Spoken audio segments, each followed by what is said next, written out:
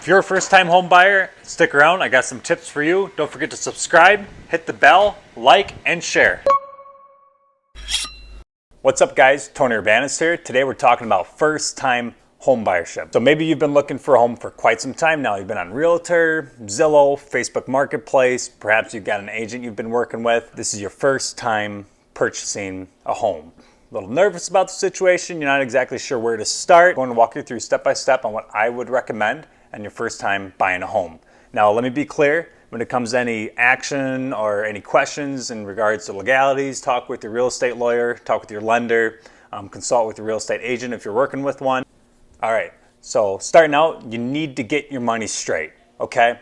If you're not budgeting, if you don't got the money there, if you don't know what you're dealing with in terms of numbers, you have no business looking for a home, all right? Learn how to self-budget. If you have a significant other, make sure you two are on the same page as far as what you're gonna spend, what you could spend, and how much you guys are budgeting on a month-to-month basis or a yearly basis. I highly recommend talking to Dave Ramsey, Clark Howard. They're very good when it comes to personal finance. If your money's not straight, you got no business looking for a home. So get that straightened up before anything else. Credit score. Lenders look at that strongly when it comes to getting pre-approved for a home. Work on your credit score, make sure you got something there. I know this is something that Dave Ramsey's gonna tell you no on. You don't need a credit score to buy a home, but it does make the process a whole lot easier. An emergency fund in place. Once you own a home, something goes wrong with the plumbing, washer, dryer, anything like that, you're responsible for it. You no longer have a landlord that's gonna cover that for you. So make sure you got that money in place to be able to cover that also. Get your money straight, make sure you have a budget, emergency fund, look into Dave Ramsey and Clark Howard, and then you can move on to the next step. Before you actually start touring these homes, make sure you get a pre-approval from your lender. Talk with your local bank. Talk with the bank that you're already with. You don't want to waste your agent's time. You don't want to waste your own. Don't waste your time looking at homes that you can't afford. And then you're just doing yourself a disservice in the long run. We're looking for homes now. You got your money straight. You get your pre-approval letter. You're looking for a home. A couple ways you can go about this. If your first home is going to be your forever home, great. You know what you're looking for. You know what you can afford, what you're going to spend. And that's a pretty easy process. The second way to do it, to get the most value out of your first home, is this. So look for something that is practically either outdated, maybe distressed a little bit, that you can put value back into. That real estate, that's only going to appreciate over time. Now, this is talking like in the sustainable market. Like right now, February 2021, it's a seller's market. Prices are jacked up. Everyone's selling their home for far more than it's ever been worth before. Then it's actually worth too. I've seen cases like that. And it's making it very difficult for buyers to find a place they can either afford or even get for that matter. So it's a very good opportunity for sellers. But now you want to make sure the market's right. Don't spend more than what you think the home's actually worth. It's unwise financially. All right, stick with that budget. It can be so tempting to go past that number that you put into place. You're kicking yourself in the jacks in the long run by end up spending more than what you budgeted for. Trust me. So try to leave that emotional part out of it. All right, location, location, location is probably the biggest thing any real estate investor is going to tell you when it comes to buying any form of real estate. If it's in the right place, you're always going to get something back on it. When it comes to work with an agent, there's a lot of good agents around, a lot of them that are going to totally work for your best interests no matter what. We live in the La Crosse, Wisconsin area. There are so many good agents in this area. So you've got the budget, you've got the money in place, you got an agent, you've been touring homes with that agent, and you found a place that you're very much interested in, okay? It's a cute little 2-bedroom, 1.5 bath, very nice location in town. It's next to a school. It's in a very nice neighborhood, a family neighborhood, and you notice it's got potential. You can put an extra bedroom in it. The flooring's outdated, so is the paint is all pink and green. Just simple things that you really can put into it that is going to add its value over time. You found this home, it's within budget, and now you want to make an offer. I'm going to have a separate video on this, but we'll talk about things like closing credits, escalation clauses, contingencies, seller negotiation tips, buyer negotiation tips. This is typically something that your real estate agent will walk you through and work in your best interests for. They're going to know what's going on in the market better than anybody else. They're dealing with transactions every month, every week, different scenarios. They'll have a better idea of what type of offers work and what don't. Don't get me wrong, Each situation is different. I have done things in deference to what my real estate agent has recommended, and that has worked out better for me. There are cases where that does happen. Regardless, I would always err on their advice if you're working with a good agent. One more thing too is when it comes to finding that home that you really like, you love this home, don't get too wrapped up in it emotionally. It'll tear you up on the inside. Mentally, some people get attached to it super quick. They just love this home. They know this is the place that they want as their first time home.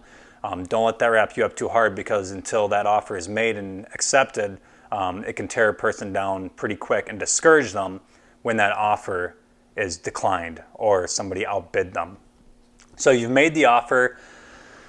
They either did not accept it or they accepted it. Awesome, yay. So now you've got all these different contingencies that we're talking about. So there's the home inspection, there's the radon test, termite inspection. Perhaps you asked to have a mold inspection. I've done those in homes before. I've requested those in offers, and we actually had it done for one home that we purchased and just sold recently, actually. All right, so you've accepted the offer, and now it's time to close. In most cases, closing is typically 30 to 45 days out from when the offer is accepted. Now we're talking numbers here. So for the sake of simplicity, all right, I'm gonna say, let's say the home was $100,000. All right, and as mentioned before, it's a 2-bed, 1.5 bath that you can foresee putting some value into over the course of your time living there as your primary residence. In the conventional loan, in most cases, you're doing 6% down or more. Do consult your lender on this, but this is what I did. What I did is I did 6% down on the home. We did a 30-year mortgage. We looked around about 3 to 4% of the house price is what it costs for closing costs. There's a way around that. I talked about the closing credit. It's worked out for us every single time we've gotten a home. So I would recommend it to you too. It just depends. Do work with your agent on that though. When it came to the offer to purchase, there's an item in there called Earnest Money, which is money that you typically have to put up front. Most cases, that's about 1% price of the home. So if the home is $100,000, you put $1,000 up front for earnest money. Now you usually get that back at closing. There's a couple different ways to look at this when it comes to selling the home. Now there's a national law called the 2-year exclusion. So if you live in a home for 2 years as your primary residence and sell that home after 2 years, any profits you make off that home is tax free. You heard that right, tax free. You don't have to pay a dime in tax after 2 years. If you sell it after a year of living at that residence, that is going to be long-term capital gains that you'll have to pay, and that's all based on your tax bracket. That's something I would consult with your banker on, or your accountant for that matter. So I guess let me paint the picture for you. I've got a friend that bought a home for $100,000. He did the 6% down, ran his closing costs, had $94,000 into it. He put some value in this home over the course of 2 years. It was him, his wife, and his kid. They had one income. It was just him working. And they still made it happen in the course of 2 years. When all was said and done, by the time they sold it, they profited net, their net profit. I say net because I'm deducting what they paid to put value into the home. They netted about $25,000 in the course of 2 years.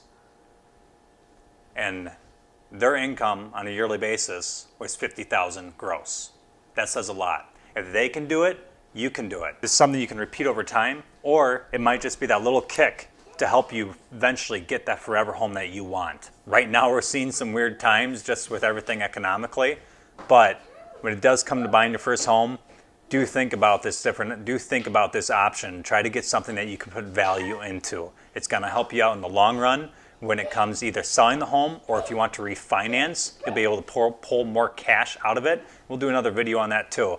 But people will be like, well, Tony, I work full time. That's okay. My buddy that did this, he worked full time too. It was a 9 to 5 job. Matter of fact, it was a weekend job too. His schedule was all over the place, and they still made it happen. My credit score sucks. Well, if your credit score sucks, you shouldn't be thinking about buying a home right now. You need to straighten that out. You need to straighten your money out. Because typically that is a pretty good sign that you don't know how to spend your money or leverage it for that matter. Tony, I don't have any home update experience.